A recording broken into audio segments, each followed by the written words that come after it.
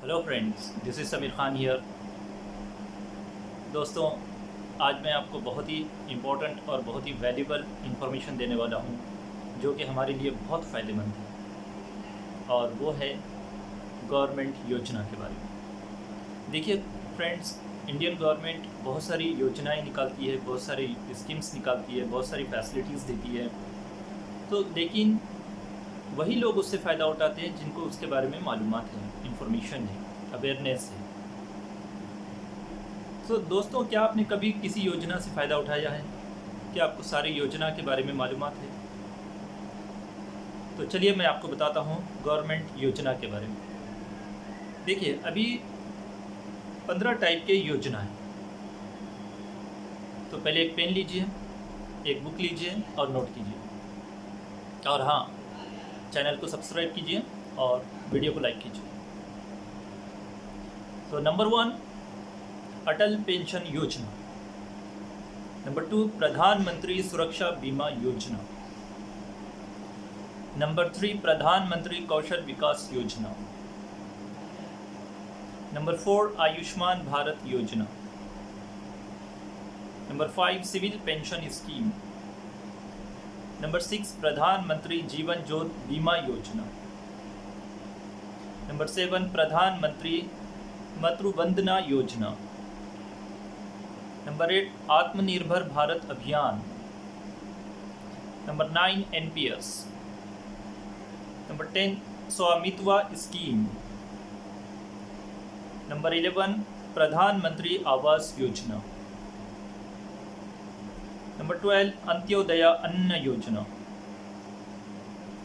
Number 13, Deen Dayal disabled rehabilitation scheme.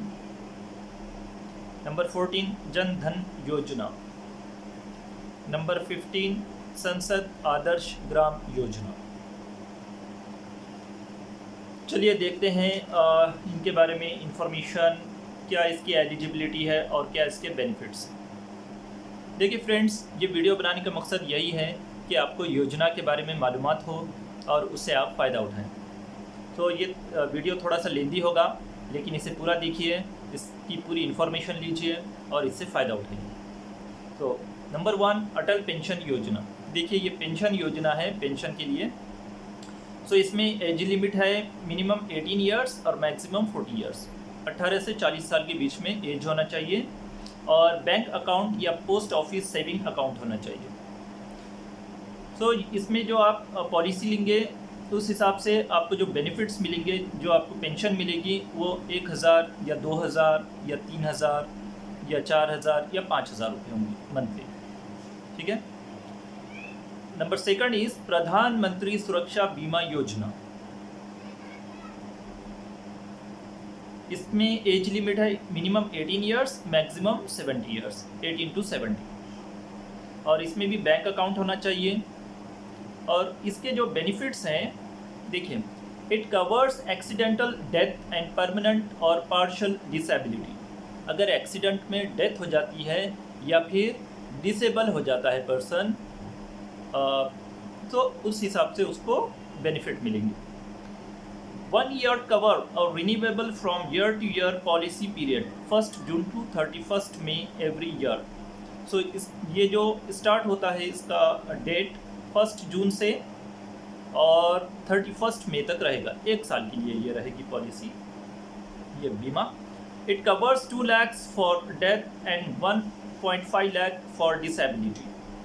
अगर accident में death हो जाती है तो उसके फैमिली मेम्बर्स को 2 लाख रुपए मिलेंगे, और डिसेबल हो जाता है तो 1.5 लाख रुपए मिलेंगे। Annual premium is 12 rupees per person. Premium payment only through auto debit to SB account. किसी भी एसबी अकाउंट में, स्टेट बैंक में आपका अकाउंट होना चाहिए और हर साल सिर्फ 12 रुपये डेबिट होंगे।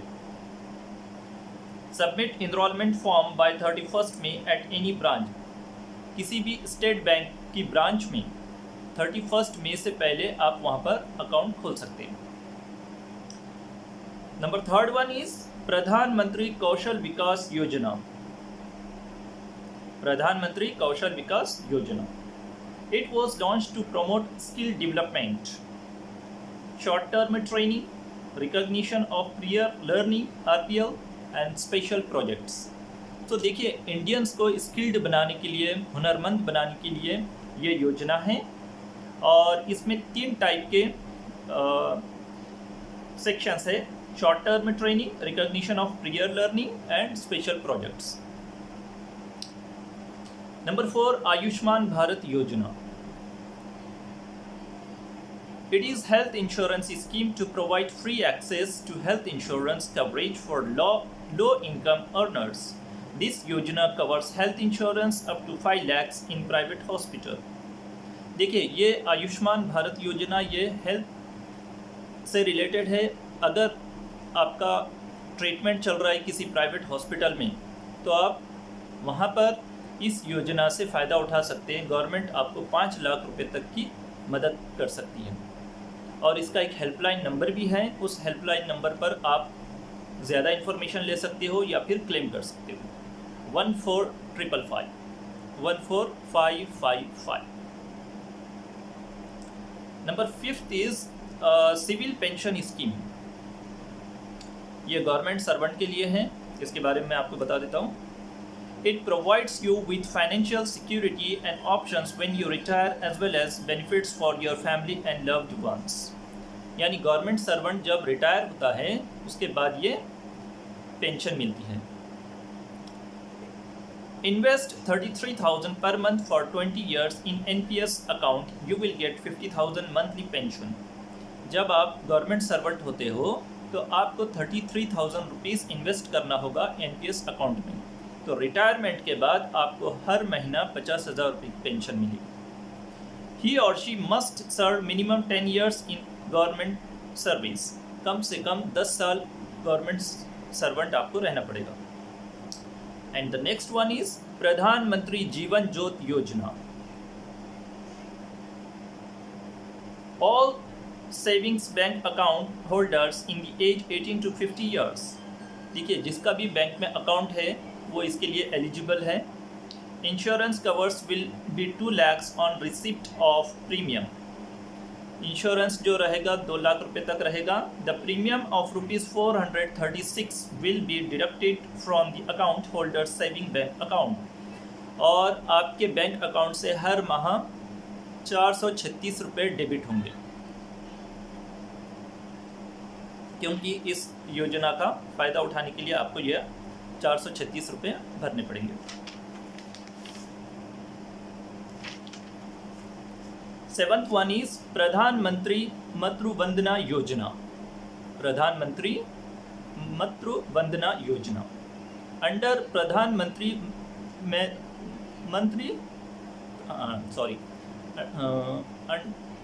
अंडर प्रधानमंत्री मातृ Vandana Yojana, a cash incentive of 5,000 is provided directly to the bank or post office account of pregnant women and lactating mothers for first living child of the family. अगर शादी के बाद कोई लड़की प्रेग्नेंट है तो उसके अकाउंट में 5,000 रुपये तक की मदद होगी गवर्नमेंट की तरफ से, लेकिन सिर्फ पहले बच्चे के लिए। तो इसके लिए क्या चाहिए? इसके लिए चाहिए आपका बैंक अकाउंट होना चाहिए या पोस्ट ऑफिस अकाउंट होना चाहिए। उसमें आपके लिए मतलब उस लड़की के लिए 5,000 रुपीज़ गवर्नमेंट की तरफ से आ जाएंगे। First instalment 1,000 rupees on early registration of pregnancy at the anganwadi centre और approved health facility as may be identified by the respective administering state और यूटी। सो हमारे एरिया में जो आंगनवाड़ी होती है वहाँ पर रजिस्ट्रेशन करना होगा उस लड़की के बारे में।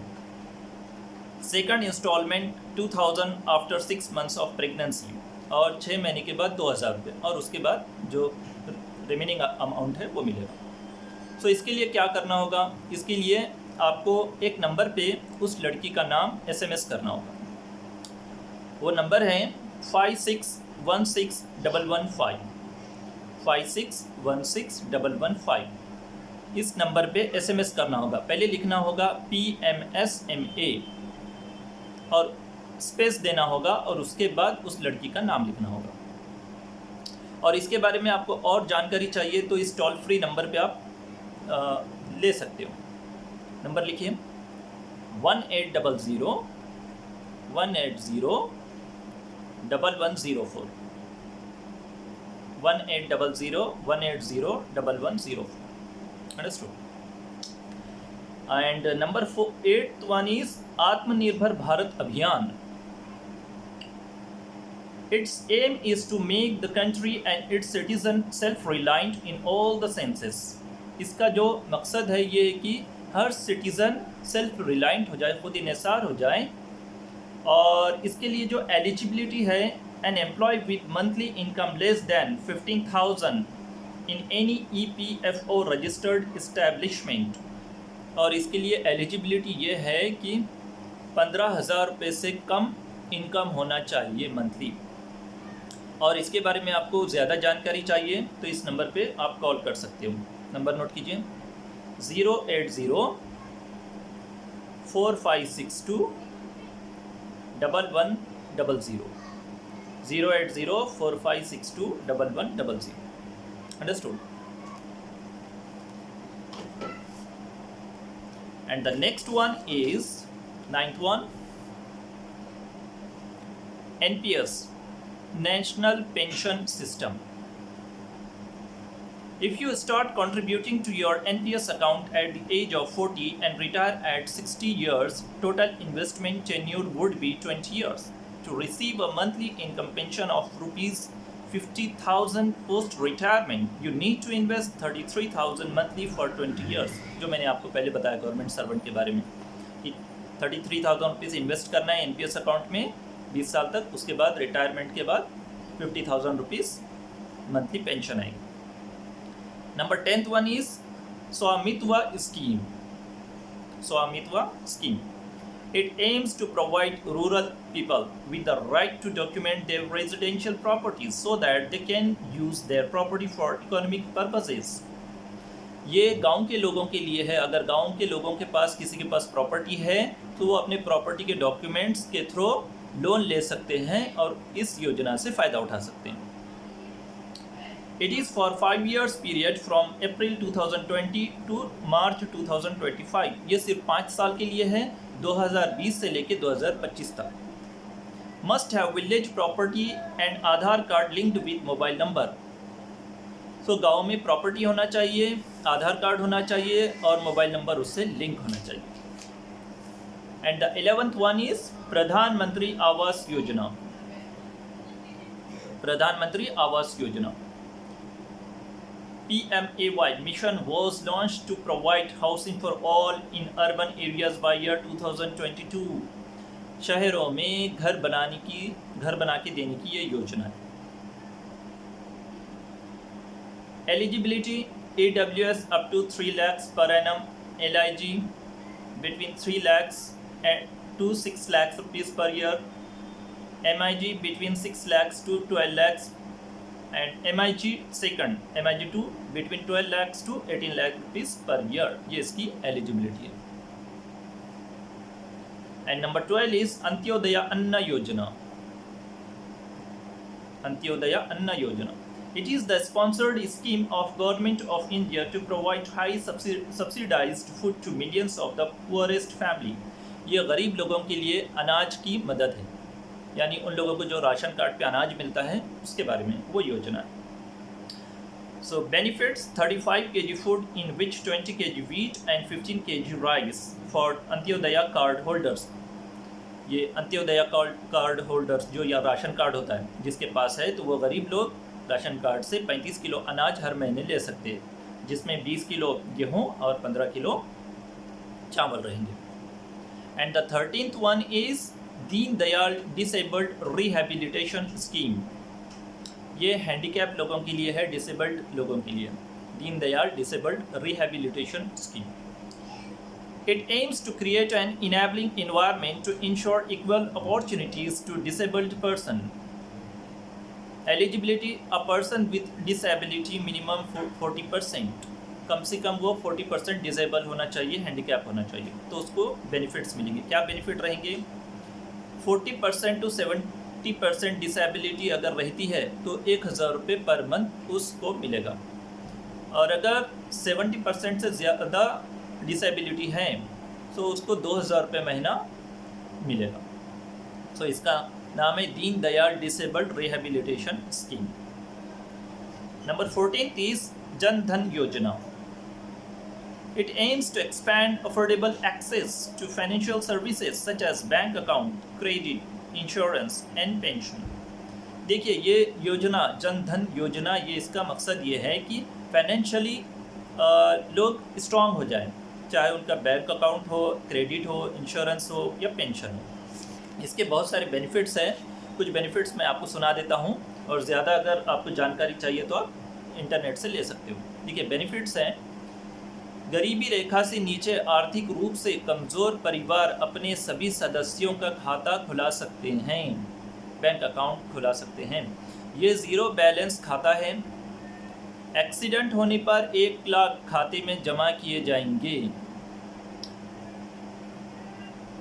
नेट बैंकिंग और एटीएम कार्ड की सुविधा मिलेगी।